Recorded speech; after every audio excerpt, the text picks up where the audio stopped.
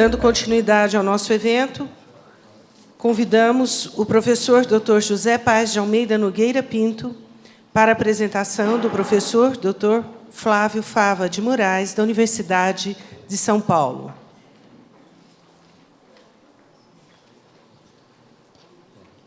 Boa noite. Antes de dar continuidade ao evento, eu gostaria de transmitir dois avisos só. O primeiro deles é que o evento está sendo transmitido todo online pela rede da Unesp. Tá? E o segundo, que vocês receberam no material aí algumas tarjetas para elaboração de perguntas. Então, eu gostaria que, durante a palestra do professor Flávio, vocês puderem fazendo já aqueles que desejarem fazer essas perguntas, podem encaminhá-las já à mesa, tá? A Natália vai estar passando aí, recolhendo esse material, e eu vou selecionar para depois, no final da palestra, a gente poder fazer as perguntas ao professor Flávio Fava. Certo? Bom, professor, a exemplo do professor Hermann, o currículo que eu vou apresentar ao senhor é extremamente resumido. Tá? É um resumo resumidíssimo. Tá? Bom, o professor Flávio Fava de Moraes possui graduação em odontologia pela Faculdade de Odontologia da Universidade de São Paulo e doutorado em ciências na área de biologia celular e tecidual, também pela USP. Foi reitor da USP, diretor científico da FAPESP, secretário da Ciência e Tecnologia de São Paulo, vice-presidente da Associação Internacional de Universidades da Unesco. É professor visitante da Universidade de Michigan, nos Estados Unidos, e membro do Comitê do Fundo Setorial de Infraestrutura do Ministério da Ciência e Tecnologia. É professor emérito do Instituto de Ciências Biomédicas da Universidade de São Paulo e diretor-geral da Fundação Faculdade de Medicina. Tem uma enorme experiência na área de biologia geral, com ênfase em biologia celular. Bom, professor, muito obrigado pela presença. Antecipadamente eu agradeço, tá, em nome da Escola Unesp de Liderança e Gestão. Então, passo a palavra ao professor Flávio Fava de Moraes, e que fará uma palestra que tem como tema a Universidade e o Mundo Global. Muito obrigado.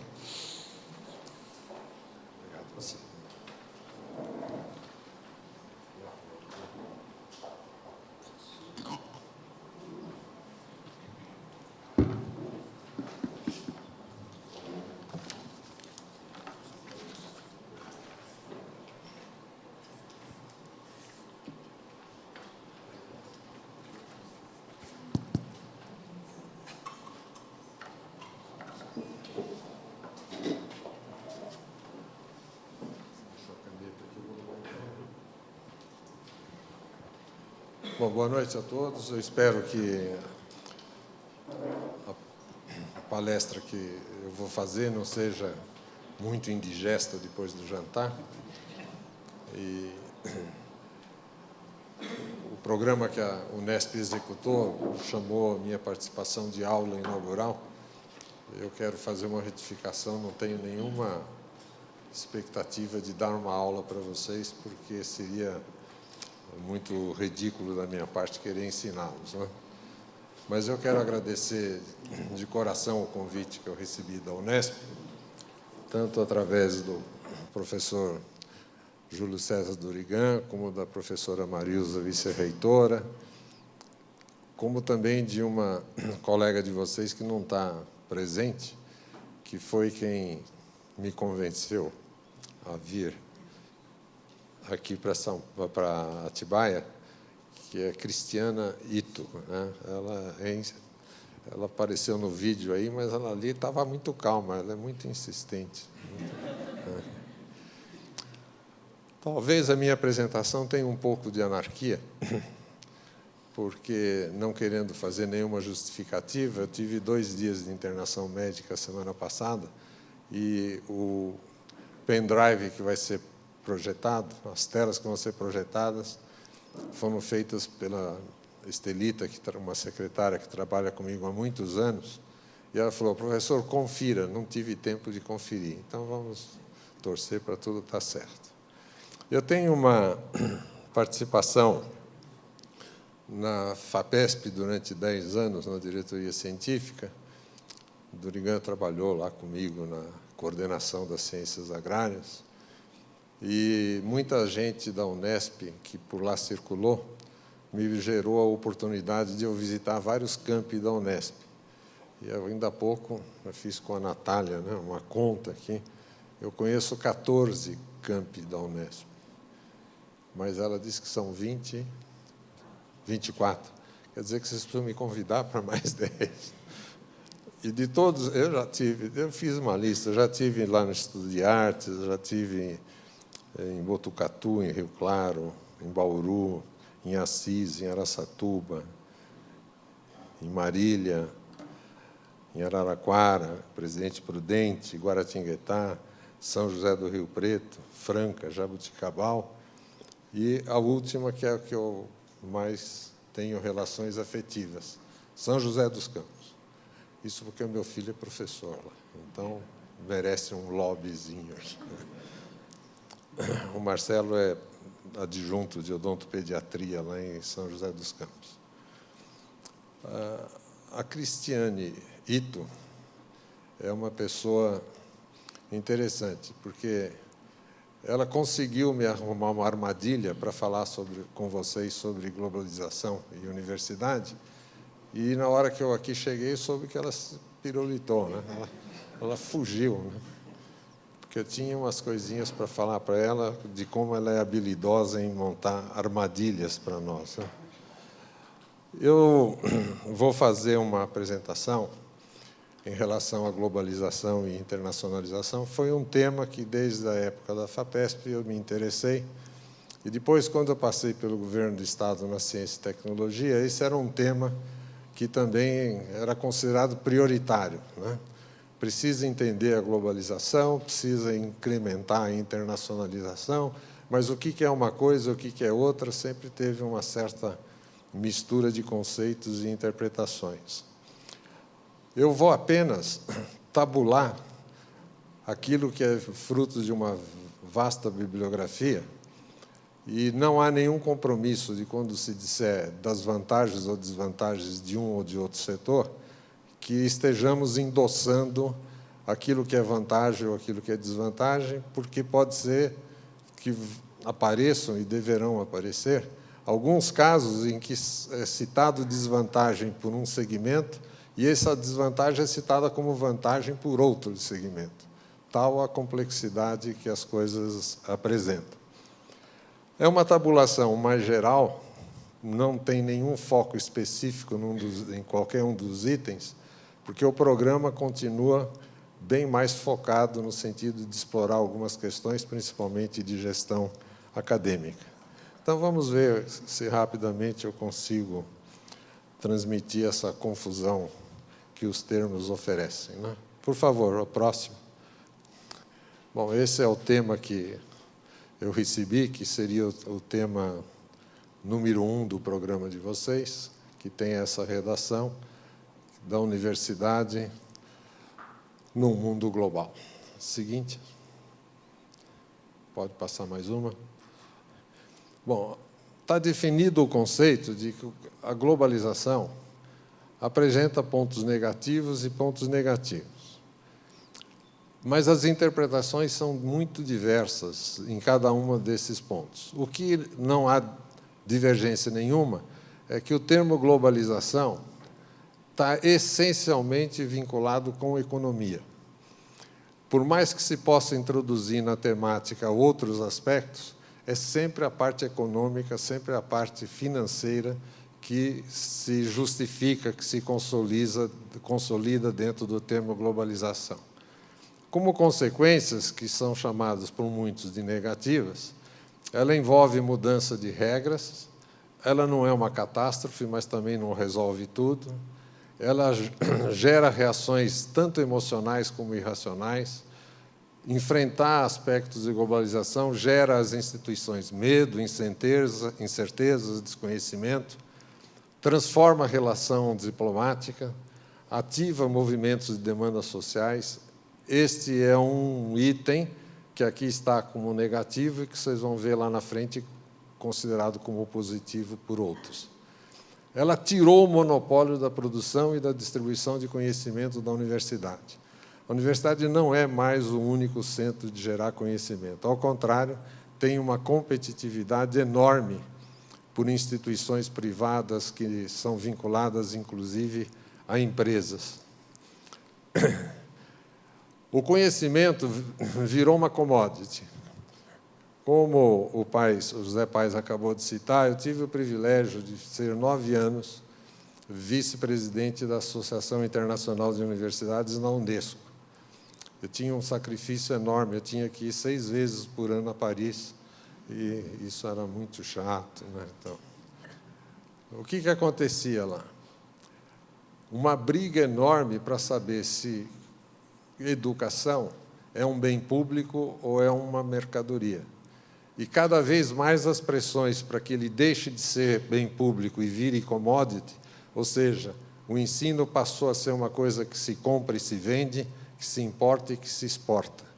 E visa muito a mercantilização através do lucro. E aqui no Brasil nós já estamos evidenciando esses fatores.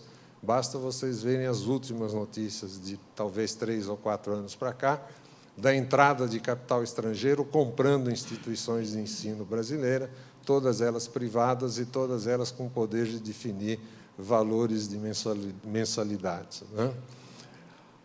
Ela aumenta a diferença entre o hemisfério norte e o sul, que é chamado de apartheid de nações. Ela dissolve a individualidade institucional.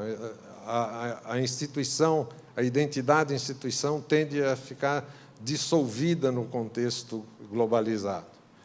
Ela exige retorno de todos os investimentos. Isso significa sempre resultado, patente, significa lucro. Ela dá pouca relevância aos valores e virtudes intelectuais, culturais e sociais. A área de ciências humanas e sociais é sempre muito prejudicada no conceito de globalização. Próximo. Continuando ainda, ela afeta a autonomia, liberdade acadêmica e livre expressão. Isso cada um desses itens merece tese, tal a complexidade de desenvolvimento. Aumenta a tensão entre o público e o privado, aumenta a exclusão a bens públicos entre os países. Se vocês considerarem educação, saúde, segurança, água, energia, liberdade, dignidade como bens que são necessários como bens públicos, é interessante saber que eles estão disponíveis até mesmo em países os países pobres do primeiro mundo. Perdão, eu me confundi aqui. Esses bens estão disponíveis até mesmo em países não pobres do primeiro mundo. Por exemplo, nos Estados Unidos tem muita pobreza, tem muita gente que tem à disposição educação, saúde, segurança, água, energia, mas que não se adequam a viver numa sociedade de bens de consumo. Ela precisa de regulação, ela conflita a comunidade científica com a economia capitalista, promove novas práticas e abrangências da academia, isso já foi dito pelos colegas que me antecederam. Ela promove muito mais competição do que cooperação, ela não limita a exploração e o consumo de recursos planetários, e é necessário muita atenção na intervenção de estrangeiros na educação privada. Estimula as universidades corporativas e consorciadas, não? Basta dizer que já passa, só nos Estados Unidos, de mais de 100 universidades corporativas, né? Da Ford, da McDonald's, da Microsoft. São universidades criadas com o objetivo exclusivo de formar as pessoas, capacitar as pessoas em benefício da própria indústria, da própria empresa. Próximo.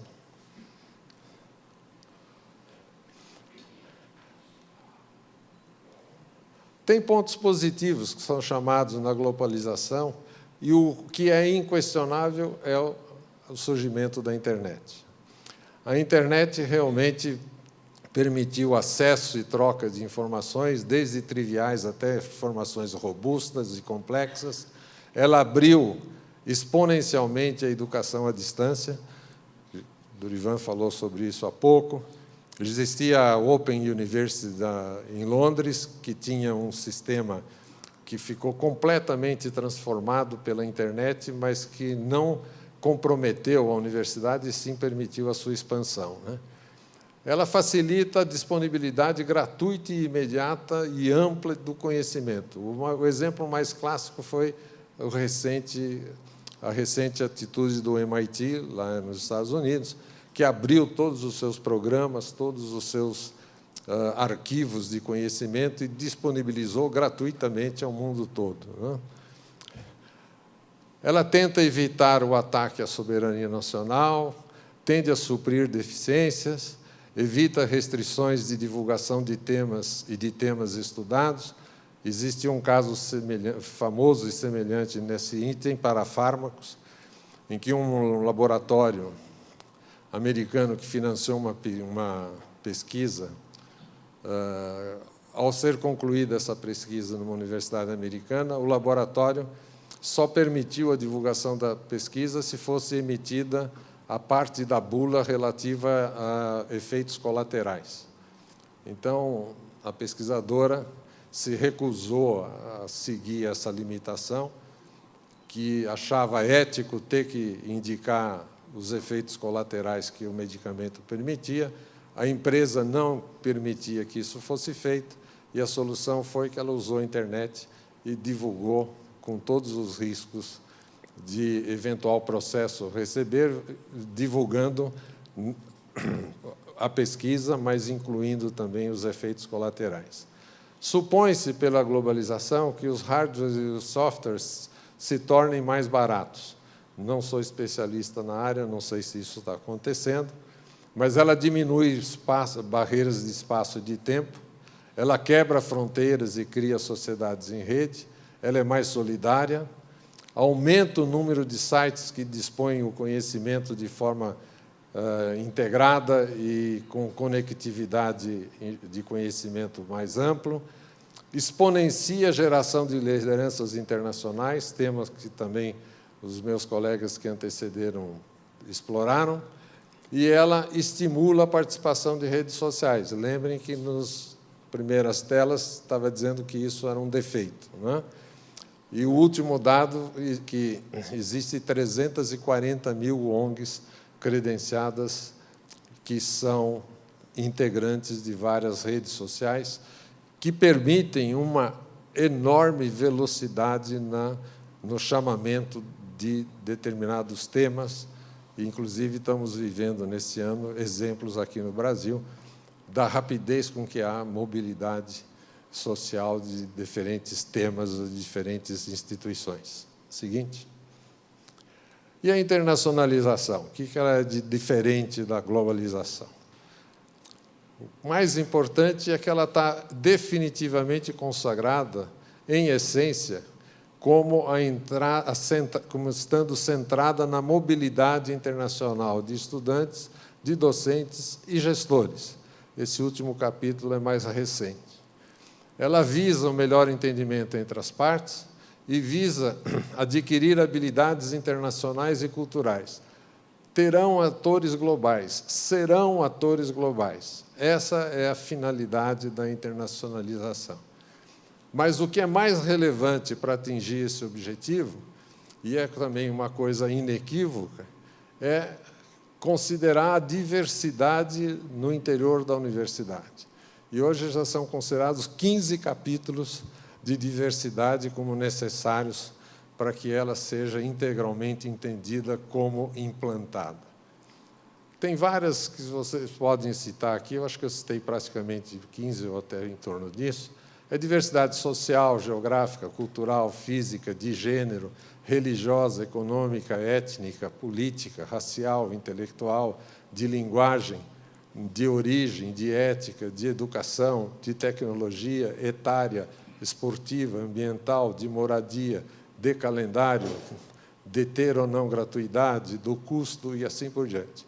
Esse conjunto todo é que classifica a diversidade conceitual na universidade, e não só o que foi muito discutido, está sendo discutido no Brasil, que concentra muito em relação a minorias, aspectos de etnia ou de raça, principalmente. Onde é que está a dificuldade da universidade brasileira em relação às questões de diversidade? Embora se possa citar exemplo em cada um desses setores, os mais vivenciados, pelo menos na experiência que eu tive agora lá na reitoria da universidade, foi que nós estamos num hemisfério diferente. Os calendários não são coincidentes, né?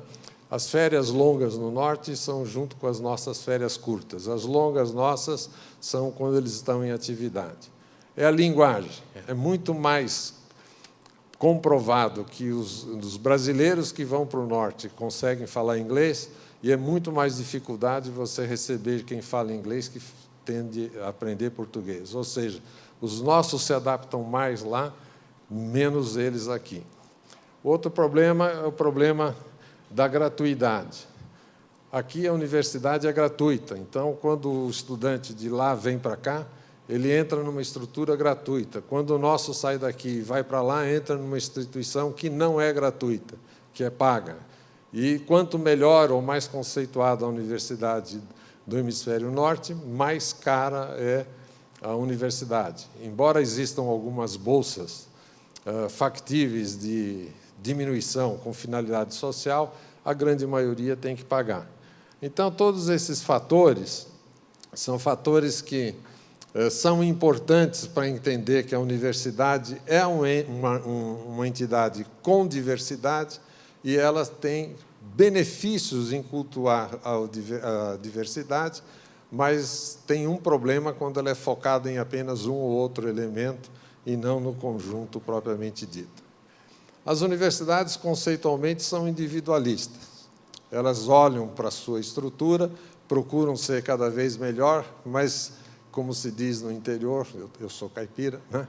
A administração tende a ser uma boa dona de casa, né? A cuidar bem da própria casa e ter pouca abrangência extra-limites da própria universidade.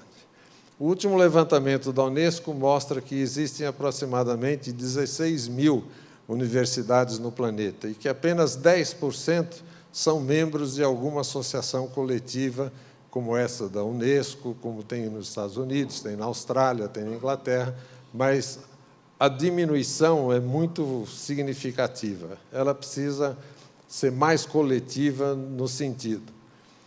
Eu vou pular um e encaixar esse aqui, que quando se integra a rede, por exemplo, de pesquisa, a importância da mão dupla. É preciso saber escolher o parceiro.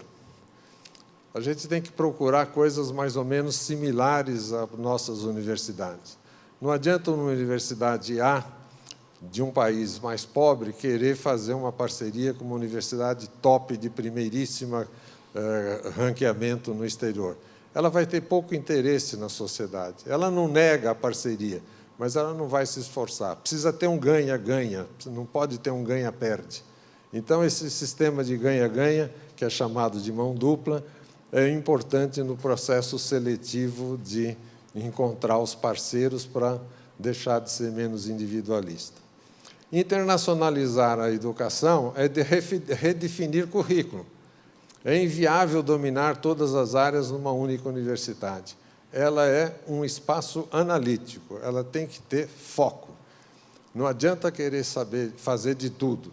E, se fizer de tudo, precisa saber o que faz bem, porque não vai conseguir fazer bem todo o seu espectro incorporado na sua estrutura.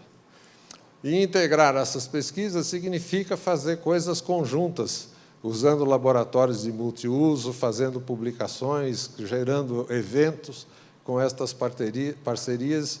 E essas duas, três nomenclaturas que aqui estão são razoavelmente bem cultivadas, pelo menos pelas universidades estaduais paulistas. Seguinte. A internacionalização dissemina, garante e aplica a produção do conhecimento como bem público global. A universidade é essencial, mas também já disse, ela não é exclusiva nisso. Causa impacto humanístico e social, mas ela é mais inovativa e responsiva às necessidades prioritárias, se ela fizer a internacionalização. Ela participa da educação continuada just in time com independência. Usando essa expressão just in time, eu ouvi nos colegas anteriores, eles usam muito a expressão brainstorm. Eu escutei 4, 5 vezes. Aí eu me lembrei da terra do meu pai, que é em Piracicaba, né? Lá em Piracicaba não tem brainstorm, tem toró de palpite. Lá chama-se toró de palpite.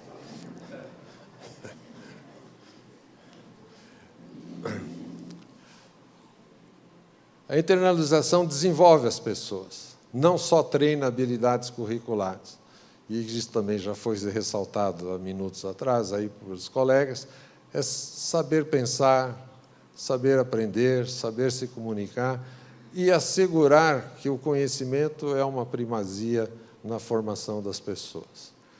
A internalização aperfeiçoa a seletividade, tem vários modelos de como escolher um melhor docente, um melhor aluno, e tem acesso a programas de revalidação de resultados.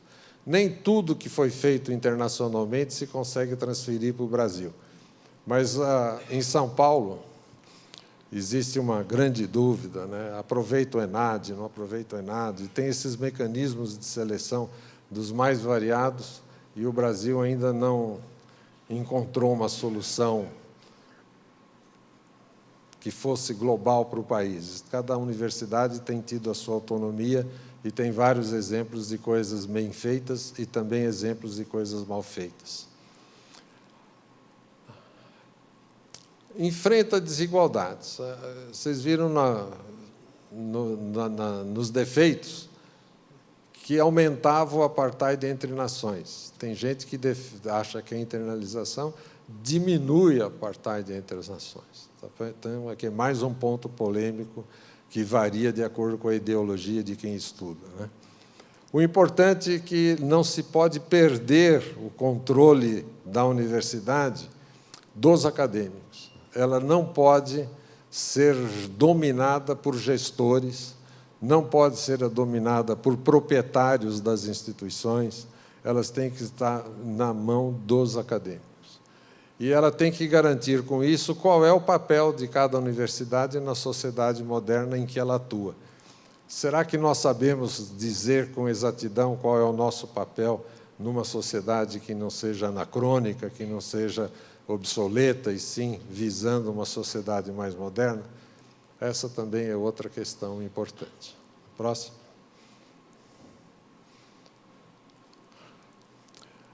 E, praticamente, para finalizar a minha apresentação, e depois, se vocês quiserem, a gente dialoga muito, existe um novo modelo de propagação pelas instituições internacionais que procuram estimular a internacionalização das partes, que é considerado um modelo cujo principal autor é o Gibbons, e que foi definido em dois grupos. O modo número 1 de fazer pesquisa é mais ou menos a nossa grande tradição aqui no Brasil. Eles usam expressões mais fortes, né? Que é a pesquisa derivada de uma tirania da disciplina. Ela é restrita, razoavelmente homogênea, verticalizada, tem menor impacto social, é bem pragmática, ela tem avaliação por pares, que é quem define o que é boa pesquisa e o que é um bom pesquisador. A mudança para o modo 2 faria com que ela tivesse integração com empresas e com o governo, chamada tríplice hélice, universidade, governo e empresa. Ser inter e transdisciplinar, ser heterogênea, flexível, horizontal, com mais acatamento social, mais reflexiva, mais complexa, e tem uma avaliação por vários atores, inúmeros autores. E o sucesso da pesquisa só é medido por resultado. Isso está sendo uma enorme discussão, principalmente nos organismos mais complexos ou mais abrangentes, como é o mecanismo da Unesco, e que, plebiscitariamente, continua predominando esse tipo de comportamento, embora se estimule muito que se faça isso. E como a verdade está sempre ao meio, olhando essas duas, aproveitar coisas daqui, que eu acho que daria um modelo que seria a realidade aqui do Brasil. A próxima, a formalização não é um fato. A Universidade de Bolonha, que já tem poucos anos, a universidade tinha estudante, não tinha fronteira, estudantes de uma universidade, créditos, voltava, diploma num país, certificado, de tal forma que o modelo hoje não são mais tão corporativos, sem nenhuma novidade. E no Brasil foi pioneiro com o primeiro piorização.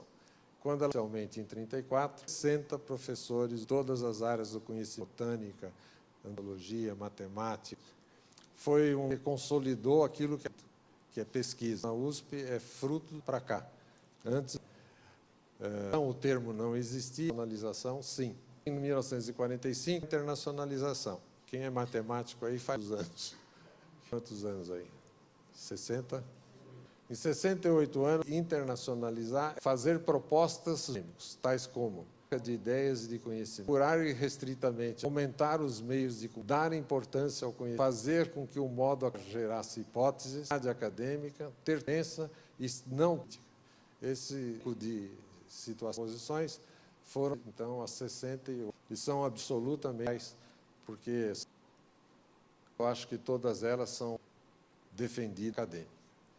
Interesse nesse complexo, polêmica, dificuldades de interpretação. Eu selecionei enorme que existe delas, os dados desse novo século, de 2013, que é a seguinte. O livro do Henry, Ação Econômica da Comunidade, trata de globalização educacionais. Bergman pela pré 2001, fora de ordem. O seguinte é do que se chama de globalização. Em Paris, em 2000. Aqui eu chamo a atenção para você, não cometeu nenhum erro. Escreveram escreveu globalização, como aqui. Nem ele. O outro livro é do Kim, Universidade, dessa editora 4. Do Ávila e do Legé, O Futuro pela editora Inco nos Estados Unidos, 2000. O outro é do Salme, esse é um livro, é editado são os desafios da universidade de classe mundial, um livro muito interessante, uma avaliação todo, e ele as páginas sobre a USP, em que ele diz que o problema de uma universidade de classe mundial não é de natureza, e falta o terceiro conceito, é de natureza. Então, ele diz que a USP é uma na pesquisa e que falta gestão e ser considerada mundial. Vocês, e acho que vocês estão realizando exatamente o que pelo secretário da Educação fala e provavelmente fala. Precisa mesmo. Os avaliadores, na intimidade das nossas, consideram as pessoas como muito era a seletividade dos tenda autêntica das vestibulares, como um todo não tem, seja lá tão elogiado. Finalmente, um que é uma Bíblia, esse ano. Doric Bock, que foi reitor da Harvard há 30 anos, um montão de anos. Veio agora quase que como uma obra dele, ele tem várias, uma que é muito boa, que chama Mercado, que é sobre a América, edita Princeton University. Um livro primoroso. Na verdade, eu recomendaria de ler. Ele é não dá para ler, mas ele é muito que livros que eu apresentei 13 já de visão do que seja globalização, internacionalização. Como diz o castelhano, ubicamos, né? Realmente, a Universidade Brasileira passo tanto num termo, no outro termo. Rapaz, de títulos meus, eu vou dizer para vocês que ele esqueceu, era dos mais importantes, a falta de modéstia. Ele esqueceu. Então, para defeito, mas para os bonagentes. Bom, muita oposição para qualquer pergunta. Muito obrigado. Professor, uma das questões que durante o precederam foi de algo importante na universidade com humildade, né? E eu assisti de um filósofo que definiu o que era humilde. Eu falei, não, tem que ter humildade no governo, né? Na universidade. Né? Mas o que é definir? Muito corporal, né? Estilo corporal. Humildade é do caráter da pessoa. Eu concordo. Esse é um valor que está implícito e não adianta, porque a humildade é uma questão de cada um de nós. Não está mais aqui. Eu também fui secretário de Obras. Vocês sem nenhum regimento em dizer que apesar de mazelas que existem dentro de São Paulo, ela é uma administração direta do país. Não vou dizer a totalidade, a grande maioria que é uma comunidade séria, sempre nas outras universitárias, sempre. Então, profissão muito estruturada. Você falou que a USP de classe internacional, como deveria ser a gestão de uma universidade? Alô, tá? A sua pergunta, ela permite uma defesa. A gestão rapidez de solução, fluxo burocrático ao dispensado, humanístico, no sentido de receber, é um conjunto de valores que algumas regras que são estranhas a ela. São públicas. Precisa fazer uma coisa como... E a lei exige que você... Aí você abre a licitação. Um certo tempo. Foi um tribunal de contas, tomou um edital porque o de inscrição. Ele achou que era muito mais o tempo de eventuais candidatos. Tudo isso. Chama as empresas ou não vetam. E você tem... Quando a medicina, uma licitação, uma ressonância magnética, fizeram um preço referencial. Eles dobraram o preço, isso é um monte de gente. Então você vê que tem essas limitações. Às vezes você faz a listinha.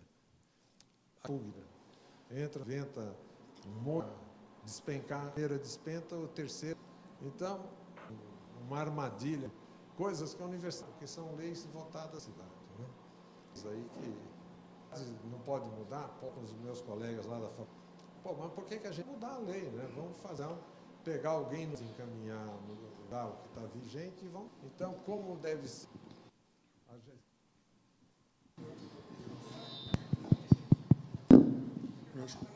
Acho que quando eu pego, vou ver se mais. Vamos lá. O que é atribuição absoluta da universidade, que é extrínseca a essas de lei. Por isso que esse setor, eu não brigar com a Unesp, jurídica da universidade, tive muita sorte. A jurídica, na época que eu chegava e resolvia, as outras diziam assim, não, mas eu preciso fazer, vai preso. Não, encontrar uma solução, não, eu não vou encontrar jeito nenhum, não sei das quantas. Então, mais dificulta do que um jurista aqui.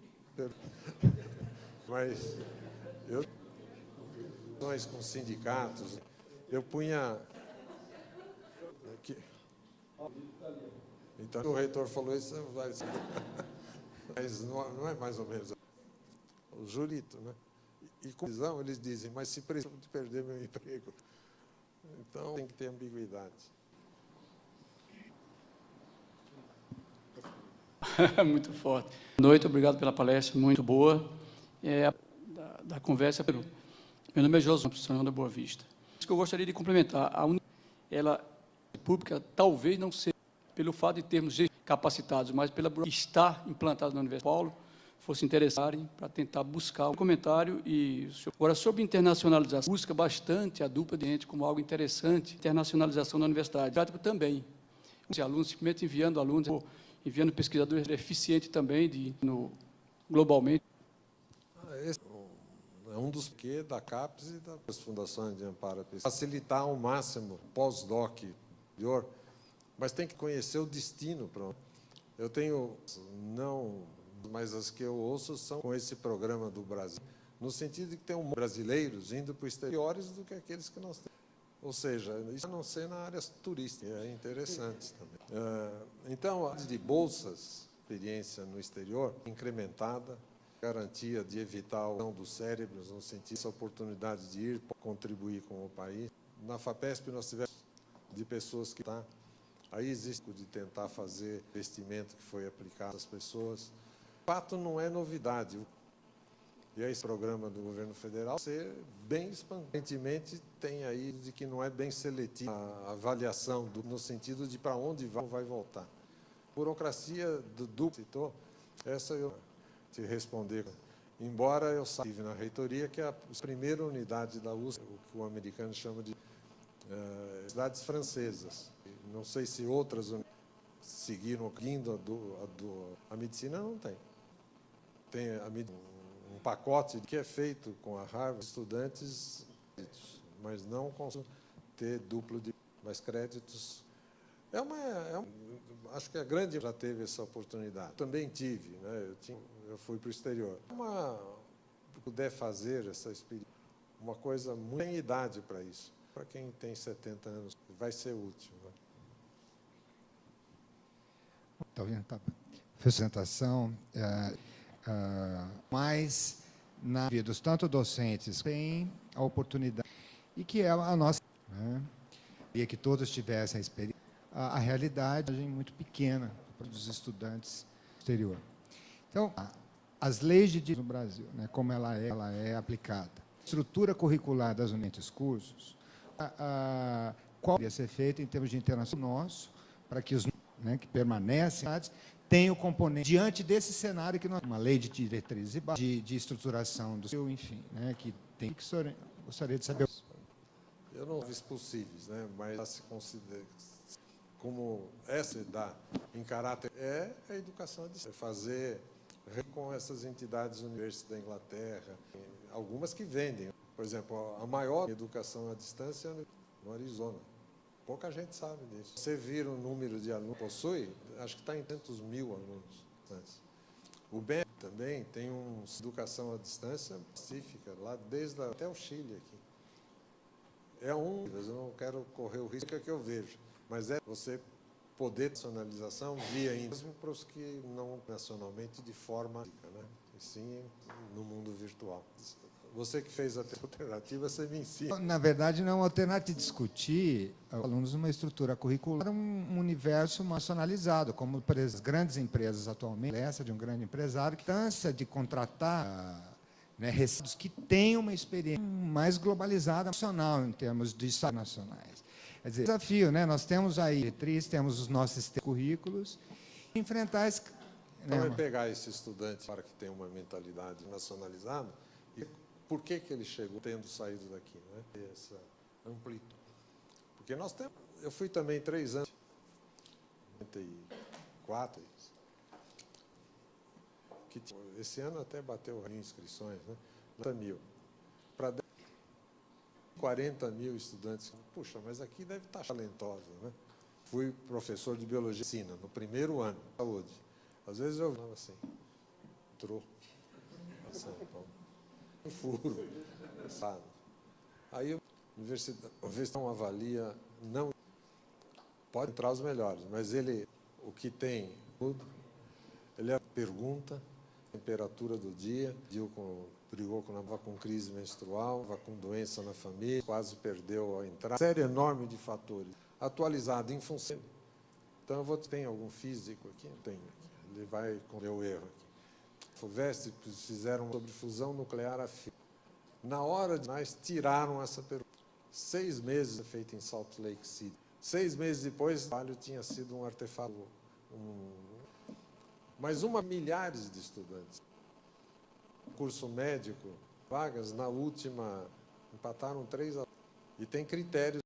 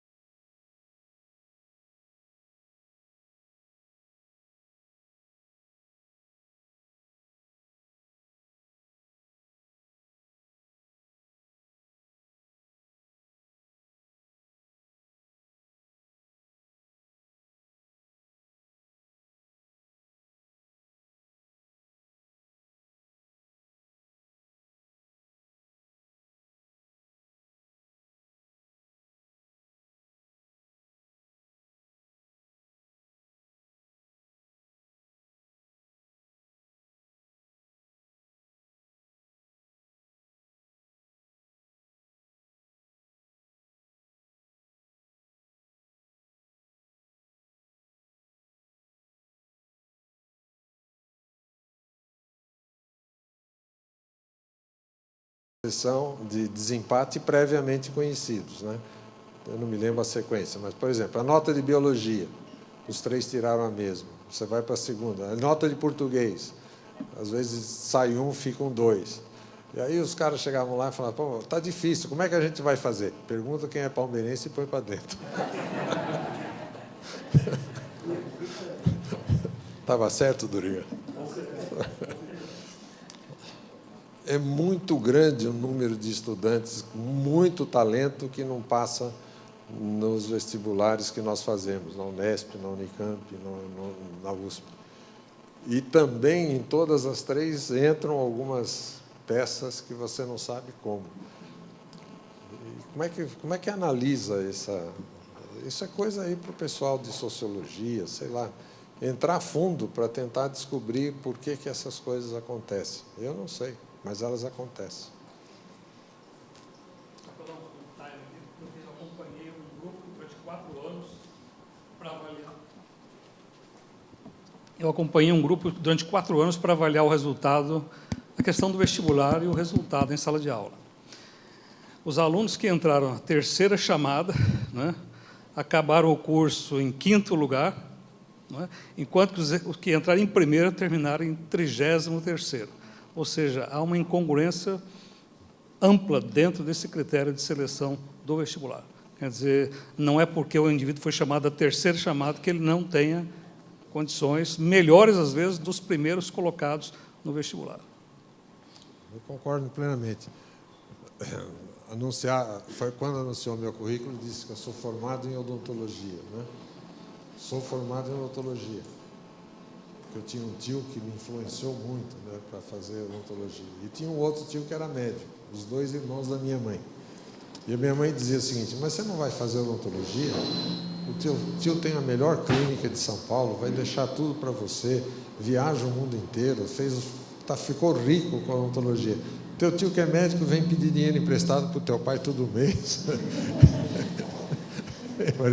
O pessoal de tempo integral, né? Mas eu sou um dentista que nunca foi, né? Porque eu nunca exercia. Mas é interessante que, durante o meu curso, eu cheguei a pensar em fazer biologia, sair da odonto e ir para a biologia. Minha mãe falou, não, termina o curso, depois você faz o que você quiser. No último ano da faculdade, os meus colegas me elegeram orador da turma. E pela primeira vez na vida elegeram um orador suplente, né? Porque não acreditavam que eu me formasse, né? E eu caí no último exame. A Ana conhece, que é a Ana? A Ana, que é da odonto, a Andréia, que é da odonto. Você vai também entender, né, Pamati? Eu fui fazer um exame de uma disciplina chamada cirurgia bucomaxilofacial. Era a última prova. Sentei lá na frente de uma professora. O departamento de cirurgia era todos homens, só tinha uma mulher, que era a mais dura, tem que mostrar que sabe, né? Mulher, quando resolve mandar, manda mesmo. Eu sentei na frente dela, ela falou assim, o senhor é aluno aqui? Eu falei, sou. Mas eu nunca te vi no ambulatório, eu nunca te vi na clínica. Não, é que eu ficava mais com o outro professor. Ela falou, não, mas você é aquele que mexe com os ratinhos, os coelhinhos lá no biotério e tal. Eu falei, sou eu mesmo. Aí tinha um livro em cima da mesa. Ela falou, põe a mão em cima do livro e jura para mim que você jamais atenderá um paciente na vida. Eu falei, está jurado. Ela falou, não, tem que repetir. Eu jamais atenderei paciente. E aí ela falou, vou te dar nota mínima para você passar e que você seja feliz. O descortino dessa moça foi terrível, né? Bom, muitos anos depois eu estou na reitoria. O doutor Alael Paiva, que era o professor de ortodontia, vai lá na reitoria e fala assim, ô Fábio, nós vamos homenagear a doutora Jeanette Monteiro, que está fazendo 80 anos, e nós queríamos que você fosse no evento para entregar uma homenagem para ela.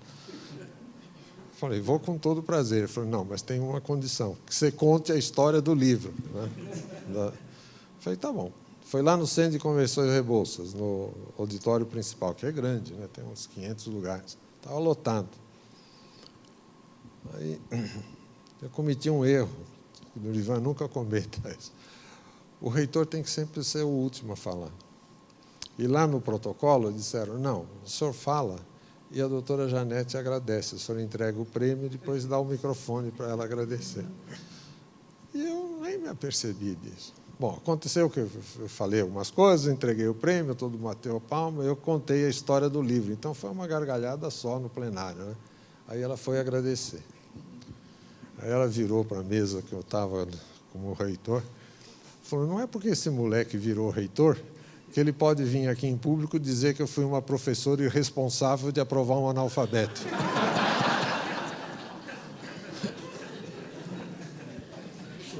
Eu gostaria de fazer uma pergunta agora. O senhor foi reitor da maior e talvez mais importante universidade do Brasil. Vamos imaginar que o senhor foi imbuído numa missão divina. Tá? Divina. O senhor tem 3 direitos para três coisas que o senhor poderia fazer para melhorar a gestão da universidade brasileira. Quais seriam as 3? Se você perguntar qual é que você escolhe. Bom, a primeira é institucionalizar a nossa cultura no sentido de que a gente deixe de olhar para o umbigo pessoal, que não é que ele não seja importante, mas a gente tem que ser institucional. Porque se todos nós agirmos institucionalmente, naturalmente também a gestão melhora. Porque tudo que é feito com o coletivo, num único sentido do bem, a consequência sempre será para melhor, sempre será para o bem, né? Então, o menino do interior, não precisa ser do interior, diz o seguinte, tem que vestir a camisa, né? Uma expressão popular, mas que identifica muito que você tem que ter uma institucionalização. Tem gente que não dá a mínima bola para o valor da instituição, só olha para os interesses próprios e usa a infraestrutura da universidade, a grife da universidade, como um mecanismo de promoção pessoal, e não o inverso, de facilitar com que a instituição seja cada vez melhor graças à participação que ele tem, né? Essa é uma coisa que melhoraria muito. Eu não conheço nenhum trabalho que tenha feito uma estatística sobre o comportamento que nós temos, né? Quem é que é institucional, quem é que está se lixando, né? Porque no jogo de futebol, antigamente era assim, né? O jogador de futebol que trocasse de time era um traidor, né? Agora, cada semana ele troca de time e beija a camisa do outro, né? Não tem nenhum vínculo com o clube, né? É um profissional, para não dizer que tem uma atitude mais até mercenária em cima do processo. Então, essa identificação com a instituição, eu acho que é um valor que, se você me permitir, eu acho mais suficiente para não ter que entrar em outras duas.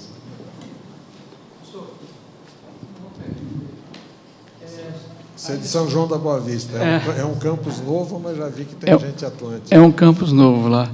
Ainda sobre internacionalização, como o senhor vê a pesquisa como meio de internacionalizar a universidade?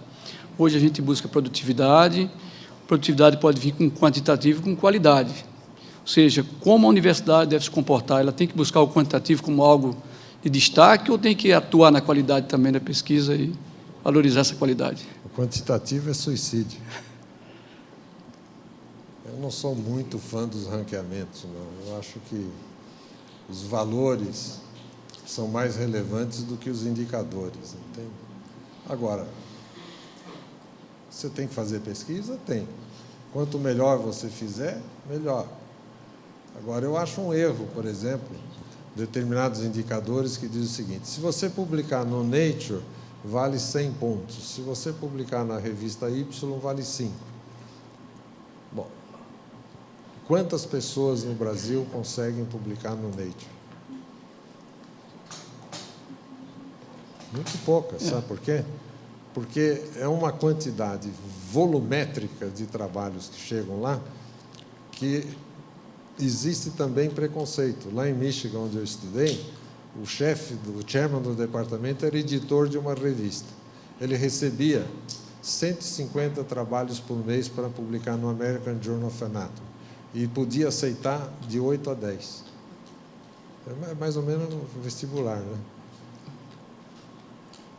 Quando você considera o que ele não aceitou, às vezes sai publicado em revista até com um score melhor do que naquela que foi rejeitada. De tal forma que isso tudo é muito relativo. A qualidade está dentro de um princípio que é bem conhecido, que é o seguinte: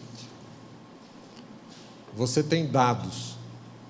Quem consegue dominar dados gera informação. Quem é bem informado tem conhecimento. E quem tem conhecimento tem competência. Então, é dados gerando informação, informação gerando conhecimento, conhecimento gerando competência. Só que competência não é autodeterminada. Não é você que tem que dizer que você é competente. São os outros que têm que reconhecer a sua competência. Tá certo? Então, o quantitativo é conversa meio fiada. Tem que ser mesmo habilidade de fazer algo com a qualidade. Mas não tem que ficar pensando em ganhar prêmio Nobel, fazer coisas estratosféricas. Outra coisa importante, lá no laboratório, quando eu era um sujeito um pouco mais sério, que eu ficava fazendo pesquisa, a molecada nem fazia iniciação científica. Chegava lá e falava assim: não, eu quero trabalhar, fazer iniciação científica em genômica. Eu falava para ele: mas você sabe como é que liga o microscópio? Você sabe como é que põe lâmina na platina? Né? Você sabe fazer uma imersão? Quer dizer, às vezes a pessoa quer entrar na gaveta lá de cima, não tem base nenhuma. Pode fazer coisas boas lá, mas são mais ou menos como especialidades médicas, né? Eu trabalho lá na medicina agora e sempre falo principalmente na ortopedia, eu sempre brinco com eles. Tem ortopedista de mão esquerda, de mão direita, de tornozelo, de joelho, de quadril, de coluna. Segmentaram todo o esqueleto, então é uma especialidade para cada coisa, né? Às vezes a pessoa perde o sentido do clínico geral, né, do indivíduo. Então, quantitativamente, é fácil de fazer. É a famosa história do salame que todos vocês devem conhecer. Conhece a história do salame? Não, mas é só para... Realmente, porque no passado a publicação ela era resultado de uma pesquisa sólida, ou seja, era consequência de um trabalho bem feito. Tem que continuar a publicação sendo. Continua sendo, mas o quantitativo tem hoje... que continuar sendo. Exatamente, deve continuar sendo. Mas o quantitativo, a busca pela quantidade que se mostra importante hoje, tem desvirtuado um pouco a situação. Ou seja, é possível que muitas pessoas estejam buscando a pesquisa já visando a publicação. Aí ela já deixa de ser aquela pesquisa conhecida como... Você tem razão. Você pega, por exemplo, tem regimentos de concurso que você pega lá e diz... Eu vou te falar da USP porque eu conheço melhor. Não vou responder pela Unesp porque eu posso estar cometendo erro. Professor titular na USP. Lá no meu departamento, de Biologia Celular. 3 provas, né? Uma prova de erudição, que a pessoa pode escolher o tema e fazer a prova. O memorial e uma prova de arguição sobre o memorial. Aí você vai ver os pesos. Está lá, aula de erudição, peso 2. Arguição do memorial, peso 2. Memorial, peso 6. Quando você vai olhar no memorial, peso 6, está subdividido o peso 6. Pesquisa em primeiro lugar, ensino em segundo, extensão em terceiro, e assim por diante. Aí o jovem que está entrando na carreira acadêmica, ele pega aquele regimento, ele fala: se eu quiser fazer carreira aqui, quiser ser um dia titular, o que eu tenho que fazer? Ele olha aquilo tudo, vê os pesos e fala: tem que fazer pesquisa. Que se lixe o estudante, que se lixe a extensão, eu vou fazer só pesquisa, porque assim eu tenho uma plataforma mais rápida. Está errado. E por que se propugna muito a quantidade de publicações? São esses ranqueamentos que dão valores para quantidades, né? E aí...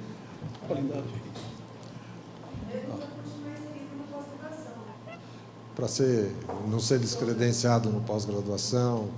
Tem várias coisas que são medidas quantitativamente também. Eu vou pegar um exemplo lá da odontologia. faz muita pesquisa, às vezes, de qualidade de materiais, né? Então, pega um material novo que saiu e faz um trabalho durabilidade, outro trabalho é estabilidade da cor, outro trabalho é sobre solubilidade do material, e assim, e o outro é mais não sei o quê. E aí faz um trabalho sobre citotoxicidade do material. E o último, que é a citotoxicidade do material, mostra que ele é cancerígeno. Quer dizer, um único trabalho, que na realidade é o estudo conjunto daquele material, gerou 6 trabalhos diferentes. Para o último dizer que todos os outros não têm nenhum significado, porque você não vai usar um material cancerígeno na boca do paciente. Então, essas coisas de produtividade, de proliferação, né? Tem laboratório com tem pesquisador que parece pastelaria, né?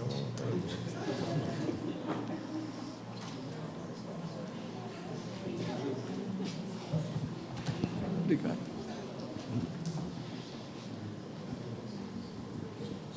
Professor, obrigado pela palestra, pelas informações. Eu gostaria que o senhor avaliasse na questão da...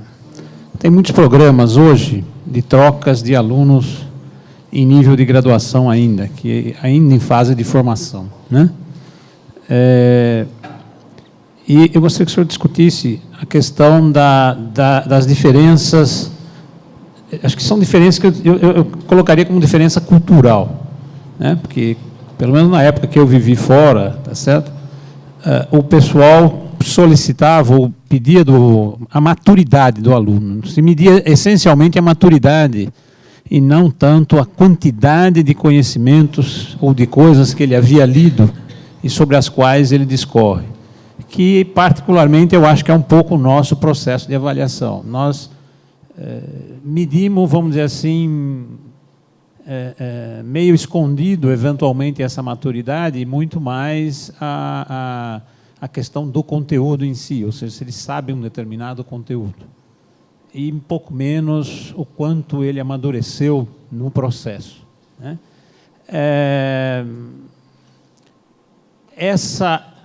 Num certo sentido, essa diferença de perspectiva, como é que ela traz e como é que entra essa questão dessa formação, dessa troca de mobilidade estudantil ainda no começo, praticamente no período inicial de formação dele?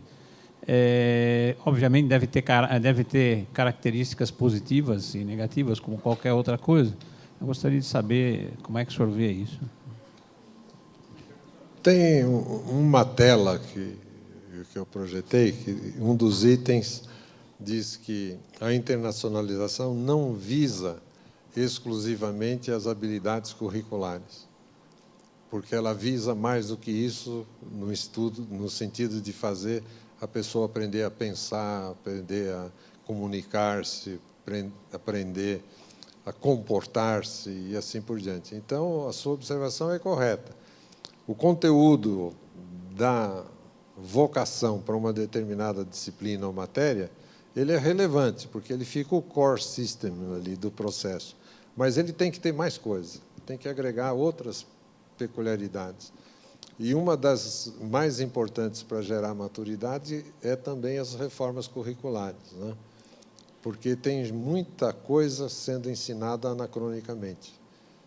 Não sei se foi o Durigan ou o Hernan, não me lembro quem disse, que tem disciplinas, acho que foi você, né? Que tem disciplinas que subsistem quando já teriam um significado praticamente inútil, né?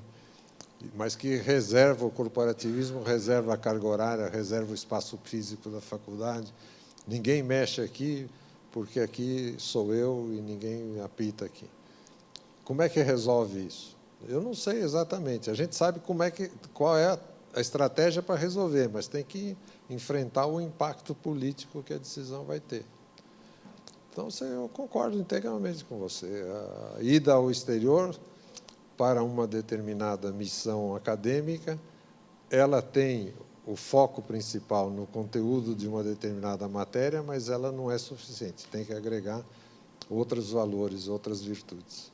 Se é isso que você perguntou, Eu tentei responder. Se não é isso, você pergunta. A ideia é se o aluno nosso ter esse esquema, ele no período curto, eventualmente, que ele passe lá, ele consegue absorver essa cultura diferente. Você perguntou em relação ao estudante de graduação, né? Vou te dar o exemplo também lá da medicina. Tem 12 alunos da medicina que passam um ano na Harvard. Eles aproveitam, eles elogiam, eles desenvolvem o idioma, é só coisas boas que eles contam, mas eles atrasam a formatura por um ano. Por mais que eles tragam crédito de alguma coisa que eles fazem, eles ficam um ano, eles perdem a turma vai para frente, ele fica um ano para trás. Isso por causa do currículo? Por causa da Maria.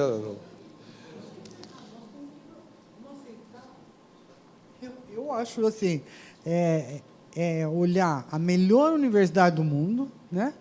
E dizer que o aluno que faz lá traz uma coisa que não bate com aquilo que eu ensino. Eu não me conformo com isso, porque eu acho que a gente tem que abrir a cabeça de ver se a melhor universidade do mundo está trazendo aquele conhecimento, como atrasar o currículo desse aluno. Na minha cabeça é algo... Mas a gente vê coisas assim, né?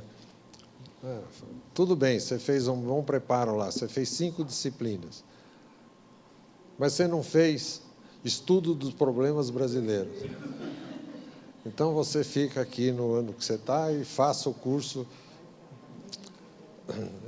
A médica da minha esposa é europeia, que fez o Revalida no Brasil, está aqui há muito tempo, né?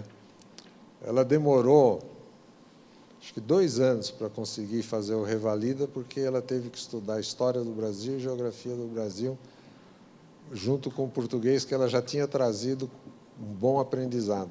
Mas chegou aqui, não, se ela não fez História do Brasil, se ela não fez Geografia do Brasil, tem que fazer para poder revalidar o diploma de médico.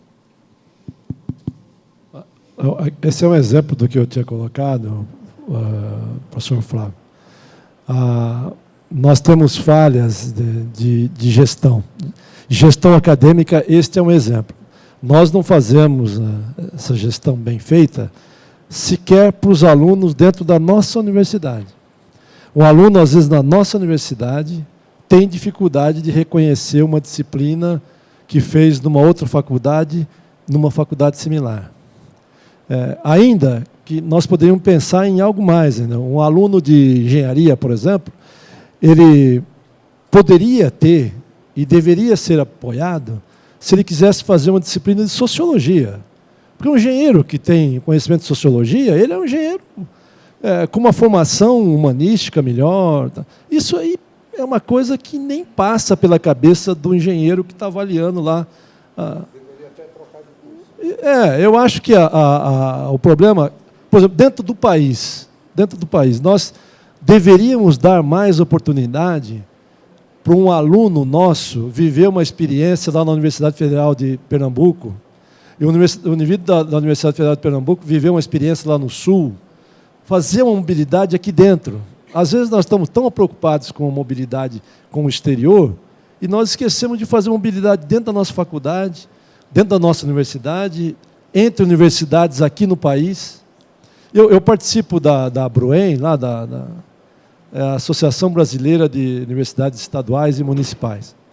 E eu vejo o anseio dos professores, dos reitores de algumas universidades estaduais em ter um aluno aqui na USP, de ter a oportunidade de levar um aluno da USP lá para o Nordeste, para trocar essa experiência, um aluno ver ter uma outra vivência, de cultura. Mas toda vez que um aluno nosso faz uma disciplina ou um bloco de disciplinas, mesmo que combinado a priori, se não tiver aprovado nos órgãos colegiados máximos de que aquele bloco vai ser aprovado automaticamente, se ele o cumprir quando voltar, o aluno está frito. Ele perde mesmo, ele perde 6 meses, 1 ano, porque professor nenhum reconhece a disciplina do outro, por mais similar que seja. Sempre falta uma vírgula, sempre falta... Então, a Unesp começou a ter mais sucesso nessa história da internacionalização, quando envia alunos para fora, a partir do momento em que começa a provar em bloco. Sai daqui para fazer isso lá, se fizer isso lá direitinho, quando voltar, não vai ser consultado para ninguém, já está previamente aprovado. Então, ele ganhou em experiência, ganhou na língua, ganhou na cultura, e ganhou nas disciplinas também que fez, apesar de não serem exatamente iguais a que ele faria aqui. Nunca vai ser, né? Então, este é um exemplo muito característico, estou aproveitando para fazer essa fala, de que nós precisamos maleabilizar, nós precisamos tratar esse assunto de forma diferente, com menos conservadorismo. Aquela história de mandar disciplina para cada professor ver se ela é similar, nunca deu certo dentro da universidade. É um exemplo típico de gestão acadêmica para a mobilidade. Então, estas coisas é que nós precisamos, na minha fala, eu fiz questão de realçar, nós precisamos mudar. E se nós perguntarmos para todo mundo dentro da universidade, todo mundo fala assim, realmente, nós precisamos maleabilizar e tal. Aí a disciplina vem para ele, ele fala, não é igual a minha, não dá para aproveitar. Então, é a diferença entre a teoria, e a fala e a prática, que muitas vezes é um problema dentro da universidade. A universidade ela é conservadora, ela é rígida, ela é difícil de se mudar coisas que são óbvias para todos nós, né? Einstein já dizia, né, que não é difícil incorporar novas ideias, o difícil mesmo é abandonar as antigas. Pessoal, acho que podíamos então encerrar, então. Tá? Oi? É? Tá. Bom, com as ordens, eu lamento não poder continuar com vocês, porque eu tenho um compromisso amanhã de manhã, tenho que voltar lá para São Paulo, mas que o evento seja bastante produtivo e que a gestão melhore. O resto você sabe fazer. Sr. Flávio, muito obrigado, viu, em nome da... Muito obrigado.